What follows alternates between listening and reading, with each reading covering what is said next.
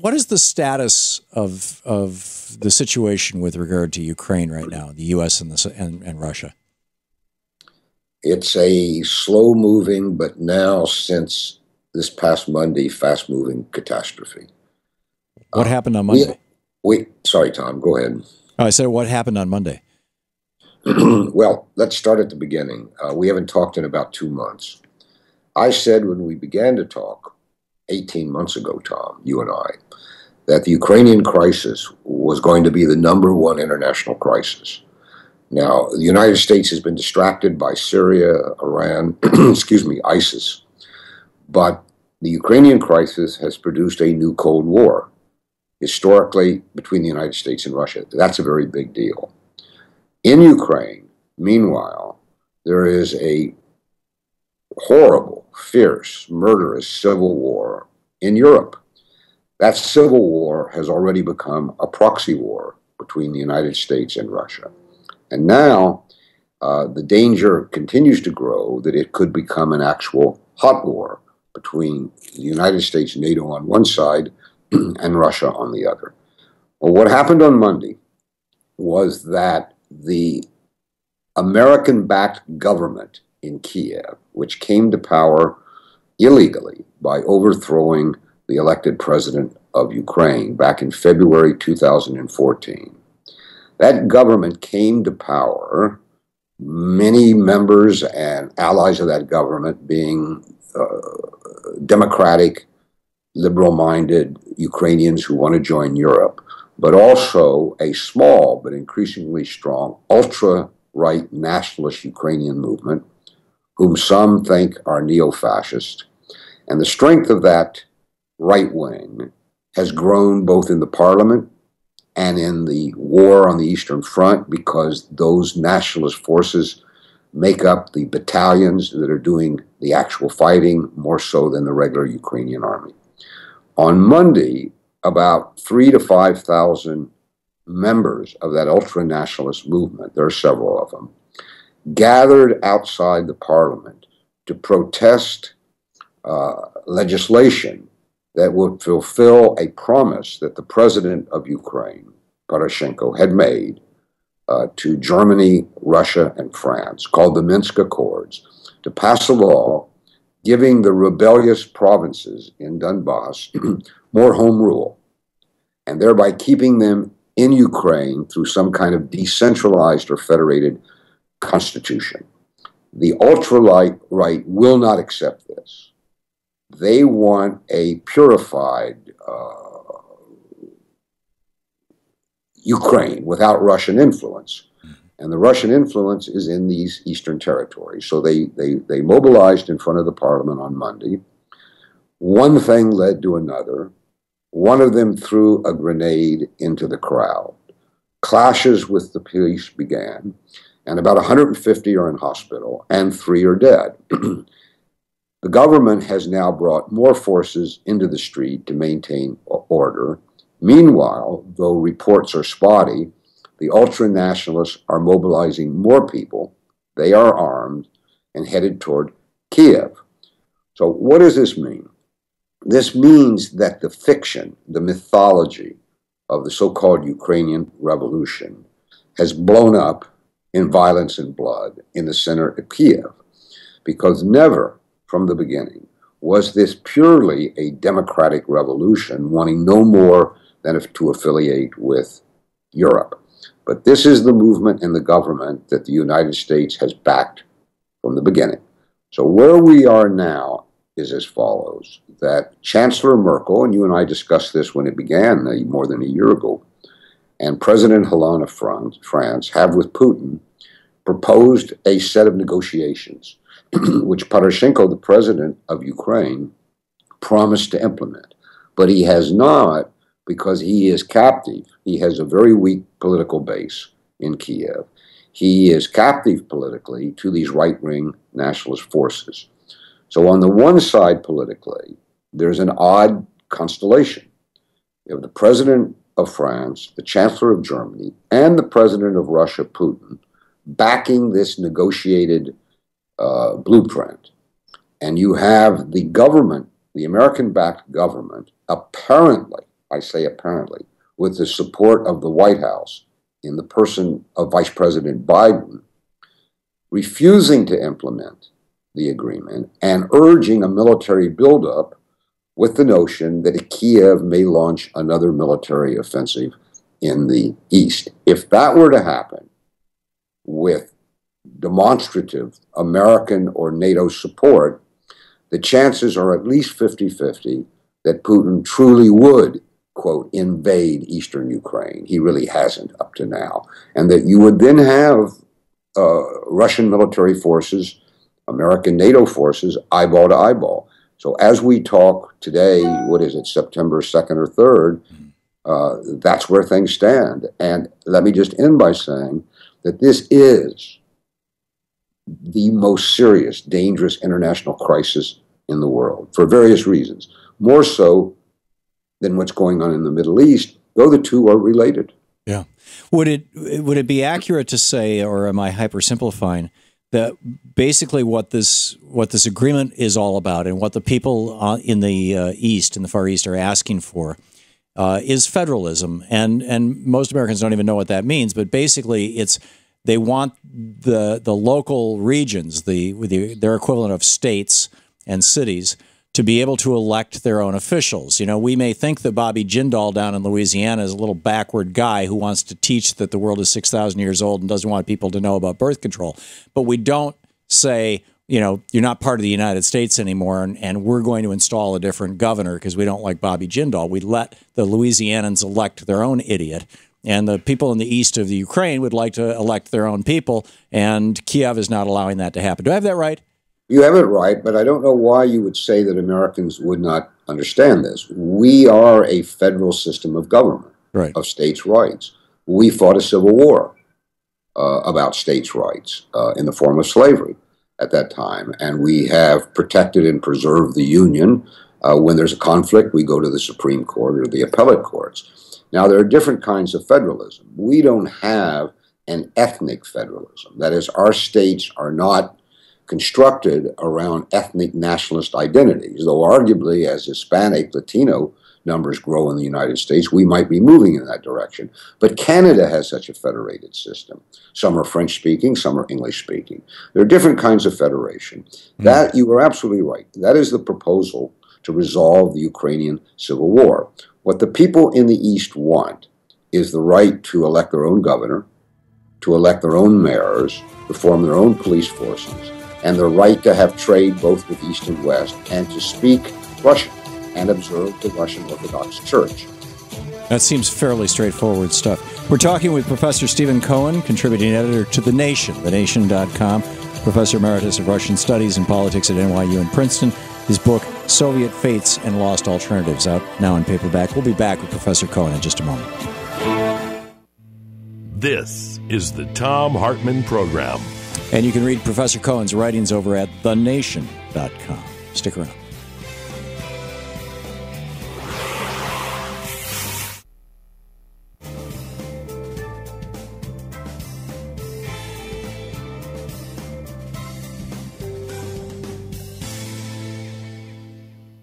And welcome back. Professor Cohen, you're still with us? I am. Great. So what... There was not a lot of, or maybe there was. Over this last weekend, Louise and I traveled out to Portland to visit our kids, and I, for a couple of days, was not as connected to the news as I normally am. Are Americans, is the American government taking seriously what happened in Kiev on Monday? Hard to say. It's dissembling officially at the moment. It doesn't know what to say. The New York Times, in its completely degraded way of covering the Ukrainian crisis, found a way to blame those protesters and the bloodshed in Kiev on Putin. I mean, it's absolutely preposterous. I mean, Putin had nothing to do with it whatsoever. This is an indigenous, ultra-nationalist, right-wing Ukrainian force. Let me reformulate what I said. I was too wordy. Let me be more bumper sticker. Okay. The Ukrainian crisis grew out of profound historical divisions in Ukraine. To simplify it, between those regions that lean toward Russia for historical reasons, and those that yearn to be affiliated with Europe. History created that, not the United States, not Putin. Blame it on God, if you will. It didn't help that Europe and the United States issued an ultimatum in November 2013 that Ukraine had to join either Russia or the West. That triggered a civil war. So the Ukrainian crisis at bottom is not a Russian invasion, though the Russians haven't done much to make it any better. But the core problem is a civil war, which was created historically, much the way our own civil war grew out of historical factors between North and South.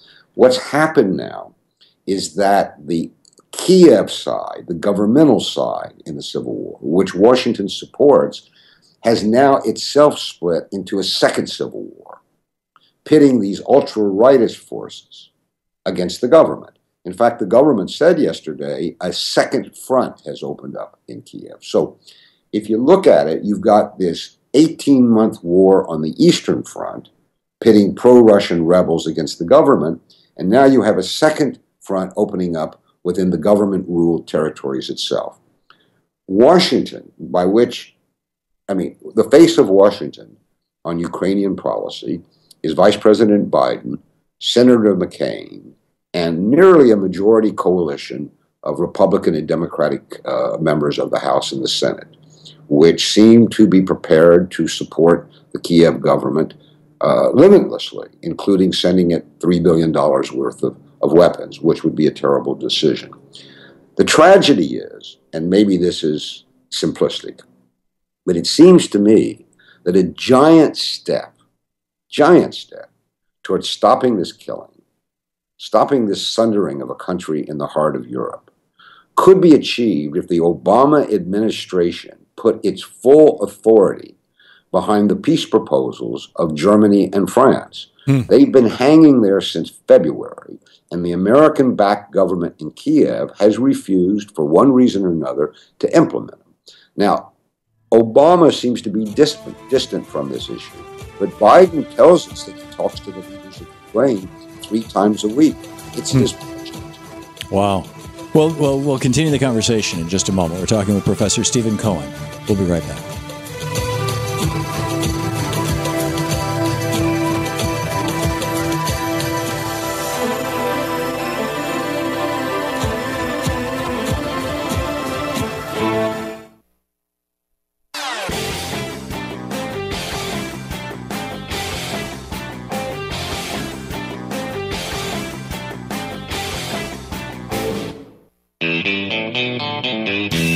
20 minutes past the hour. Welcome back. Thom Hartmann here with you. Professor Stephen Cohen on the line with us, contributing editor to The Nation, professor emeritus of Russian Studies and Politics at NYU and Princeton, author of the book Soviet Fates and Lost Alternatives, about the new Cold War, which is now out in paperback. Professor Cohen, just to recap very quickly, the folks on the eastern end of eastern side of Ukraine who have historically spoken Russian and felt an affiliation with Russia would like to be able to elect their own mayors, their own governors, put their own police forces together. The central government in Kiev, which we have been supporting, is saying, no, you can't do that. You have to take the people that we send you. This has in part led to a civil war, along with a whole bunch of other things. And France and Germany are now suggesting that those provinces in the East be allowed to actually elect their own folks. The United States is apparently opposed to that. First of all, is my summary accurate? And are we actually opposed to that, or is this benign neglect? What's going on? You mentioned Joe Biden.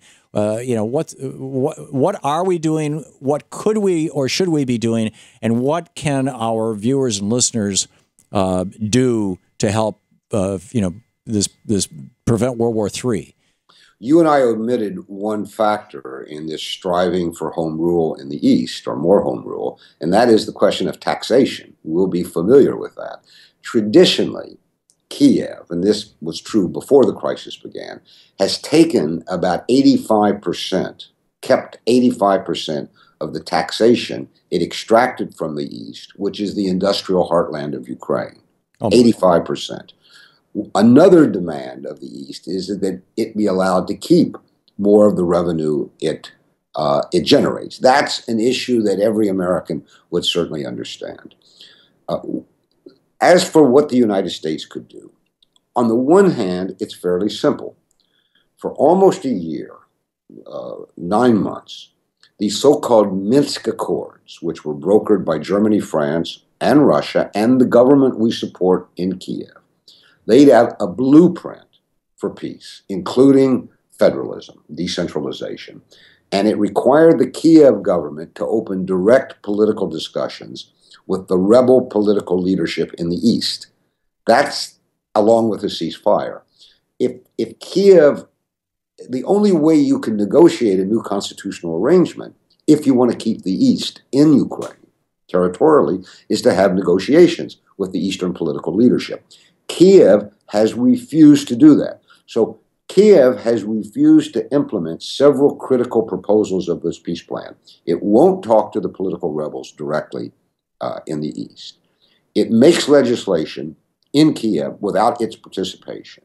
It has continued to violate the ceasefire with heavy artillery. It was obliged by these agreements to help relieve the terrible humanitarian crisis in the East by removing its blockade of money and goods to the Eastern territories, and a number of other things. Kiev has done none of that. Now, what is the main support of the Kiev government? Neither Poroshenko, the president, nor Yatsenyuk, the prime minister, are very popular any longer in Kiev. The essential political base of the Kiev government today is Washington. Or to put it in a somewhat less strong form, Washington has enormous political, military, and financial sway in Kiev. Therefore, it would seem to you and me that if the Obama administration tells the Kiev government, you must implement your part of these peace agreements, which you agreed to, that we would avert an escalation and move in the direction of peace. There is no evidence that the White House has done that. In fact, the rhetoric from the White House, from the State Department, and from the senators represented by Senator McCain is that Kiev should escalate its military preparedness and prepare for another assault. Now, why is Washington doing that? That's a different question. But to kind of put an exclamation point after this, Tom, in our political system, when you have such a dire crisis and you have Washington already so deep in deep muddy, as we used to call it in Vietnam. And by the way, there is some slipping and sliding into Ukraine that's very similar to the way we slipped and slid into the Vietnam War.